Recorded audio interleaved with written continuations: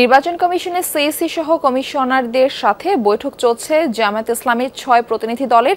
এই বিষয়ে আরো তথ্য জানাতে এই পর্যায়ে আমরা যুক্ত হচ্ছি আমাদের সহকর্মী তানভীর মৌসুমের সাথে। তানভীর, কি কি বিষয় গুরুত্ব পাচ্ছে আজকের বৈঠকে? এছাড়া তফসিল ঘোষণার বিষয়ে কমিশনের আজকের কার্যক্রম কি দেখছেন?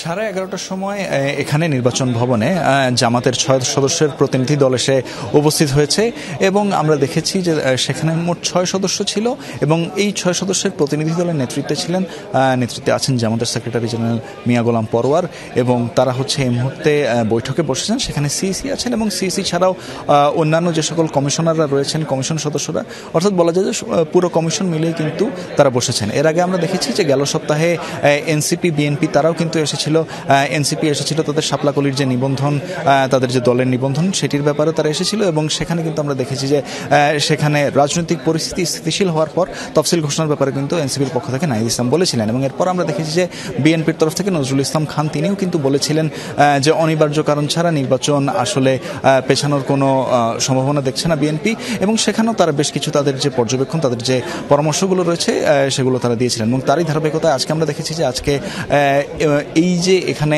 আমরা জানি যে এই সপ্তাহের মধ্যেই তফসিল ঘোষণা করা হবে। এর মধ্যে এবার এলো জামাতে ইসলামের প্রতিনিধি দল। তারা তাদের তরফ থেকে আসলে কি কি বিষয়গুলো থাকছে, কি কি বিষয়গুলো উত্থাপিত হচ্ছে সেগুলো বৈঠক শেষে এর পরবর্তীতেই আমরা জানতে পারবো। আমার কাছে এই ছিল সর্বশেষ। জি তানভীর, আপনাকে ধন্যবাদ যুক্ত হওয়ার জন্য।